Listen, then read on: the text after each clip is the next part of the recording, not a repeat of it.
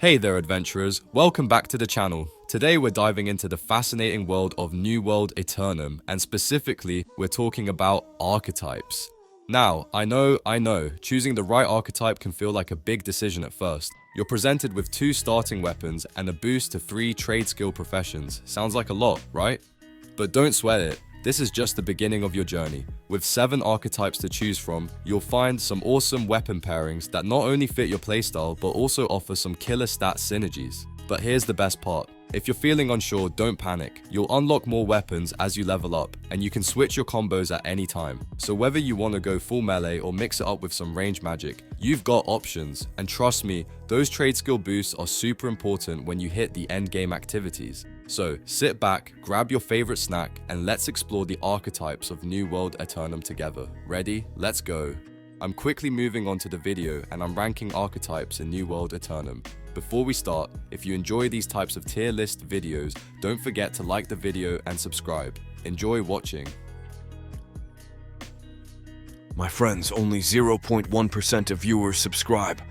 If you like this type of content, please do not forget to subscribe to the channel. Thank you in advance for your support. The archetypes in this tier are, in order from top left to bottom right, Swordbearer. Alright, let's dive right into the world of New World Aeternum and chat about the B tier archetypes. Now, when we talk about the Swordbearer, it's kind of like that friend who shows up to the party with a killer playlist but can't cook to save their life. Sure, they bring a lot to the table with their great sword and blunderbuss combo, but when it comes to trade skills, they really leave you wanting more. First off, let's give credit where credit is due. The greatsword is a powerhouse. It's one of those weapons that packs a punch and still lets you move around like a boss. Sure, it's not the fastest weapon out there, but with its impressive area of effect abilities, you can clear out those pesky mobs in no time. On the flip side, the blunderbuss is a fantastic option for close quarters combat. Its burst damage is perfect for taking down foes quickly, but you'll need to be smart about your positioning, especially since it struggles a bit at longer ranges. So, when these 2 weapons team up, they create a dynamic duo that can tackle many challenges in Aeternum. However, and here's the kicker, the Swordbearer's trade skills are where things get a little rocky. Leatherworking is decent, but it doesn't pair well with any gathering or refining skills, which is kind of a bummer. And while cooking is a trade skill that most players will end up leveling, it's not exactly the star of the show. Fishing, let's just say it hasn't quite earned its stripes as a valuable skill yet. So if you're rolling with the Swordbearer, you'll definitely have the combat skills to back you up, but you might find yourself wishing for a little more versatility in the trade department. In short, great weapons, but the trade skills, not so much. The archetypes in this tier are, in order from top left to bottom right, Destroyer, Occultist, Musketeer, and Mystic. Alright folks, let's dive deep into the world of Aeternum and explore some A-tier archetypes that are not just good, they're downright solid. We're talking about the kind of characters that can make your gameplay experience feel just right. So, buckle up because these archetypes bring a lot to the table. First up, we have the Destroyer. If you love smashing things and dealing heavy damage, this archetype is calling your name. With the Great Axe and Warhammer in hand, you're packing a serious punch. Both weapons scale off strength, making them a powerhouse choice, especially in PvP. The Great Axe is a beast when it comes to damage output. You can almost feel the ground shake beneath your feet with each heavy crushing blow. Plus, its AoE abilities make it a fantastic option for taking down groups of enemies, though it might struggle a bit if the fight drags on longer than expected. Now, let's not forget about the Warhammer. It might be slow, but boy, does it pack a wallop. With its crowd control capabilities, you can stun and manage enemies like a pro. Sure, you might not be zipping around the battlefield, but when you do hit, you'll feel like a freight train. Just keep in mind that solo play may not be the best fit for these heavy hitters due to their slower pace. But hey, if you roll with a coordinated group, you'll be unstoppable.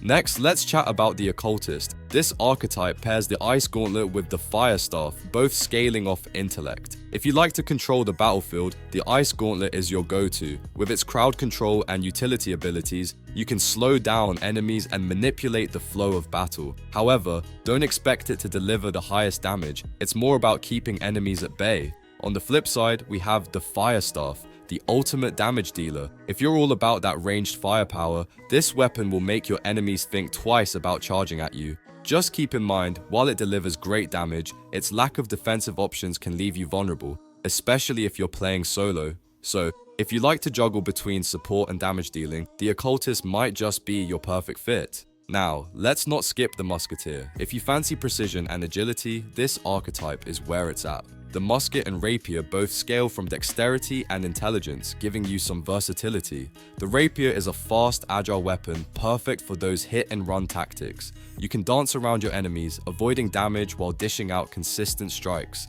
Just a heads up though, it lacks AoE options, so group fights might not be its strong suit. Now, the musket is all about dealing damage from a distance. But here's the kicker, it requires precision and can be a bit tricky with its long reload times. You'll want to make each shot count. While it may not handle multiple enemies with ease, its single target damage can be devastating when used effectively. If you thrive on taking down foes one by one, the musketeer is right up your alley. Last but not least, let's talk about the mystic. This archetype is all about healing and support, with the life staff and void gauntlet leading the charge. The life staff is perfect for those who want to be the backbone of their team, excelling in healing and support abilities. You'll be the one keeping your friends alive in tough battles, which is a heroic role to play. However, you might feel a bit underwhelming in the offensive department. On the other hand, the void gauntlet offers some nifty debuffs and utility, which can be a great addition to your toolkit. Just remember, while it can control the battlefield, it doesn't pack the same raw damage as other weapons. So,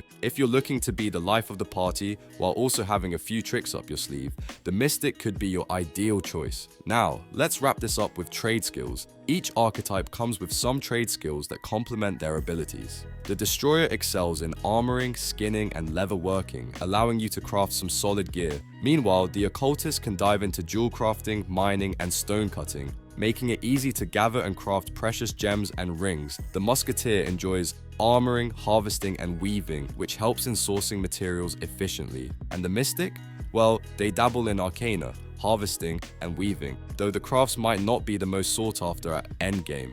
In conclusion, each A-tier archetype in New World Aeternum has its strengths and quirks. Whether you're smashing enemies with the Destroyer, controlling the battlefield as an occultist, picking off foes as a musketeer, or supporting your team as a mystic, there's something for everyone. So, which archetype are you excited to play? Let me know in the comments below. The archetypes in this tier are, in order from top left to bottom right, Soldier and Ranger. You know what they say, when in doubt, choose the best. In the world of New World, the S-tier archetypes are like the VIPs of Aeternum. They come with stellar weapons, top-notch stat synergies, and those all-important trade skill bonuses that can give you the edge you need to dominate the competition. So, let's dive right in. First up, we have the Soldier archetype. If you're looking for a powerhouse combo, look no further than the hatchet and sword and shield.